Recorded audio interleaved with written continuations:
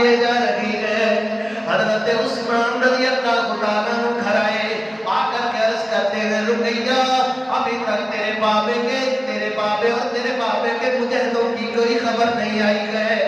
حضرت رقیہ رضی اللہ تعالیٰ عنہ عرض کرتی ہے جاؤ عثمان جا کر کے بدر والوں کی کوئی خیر خبر لے کر کے آؤ. اللہ اکبر.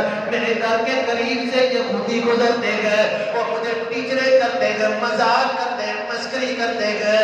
اللہ اکبر اللہ اکبر. یہ پھر حضرت عثمان رضی اللہ تعالیٰ عنہ اس بدر اور مدینہ کے راستے کے اندر کھڑے ہوئے اور آنے والے سے پوچھتے گئے کہ آنے والے کو کوئی خیر خبر, بدر والوں کی کوئی خیر خبر. آنے والے نے خوشخبری دی ہے کہ اللہ تبارک و تعالیٰ نے نبی علیہ السلام کو اللہ اکبر کامیابی اور کامرانیوں سے نوازا گئے.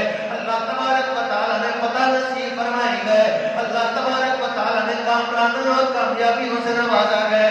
اللہ اکبر اللہ اکبر اللہ اکبر. تو حضرت عثمان رضی اللہ تعالیٰ عنہ یوں ہاتھ ہلاتے ہوئے اور مبروک مبروک کی صدائیں بلند کرتے ہوئے اپنے گھر کی طرف روانہ گئے.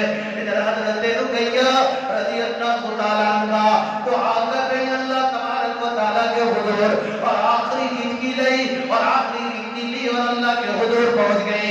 انا للہ و انا الیہ راجعون. اپنے بابے کا راہ دیکھتی دیکھتی اللہ کے حضور چلی گئی ہے.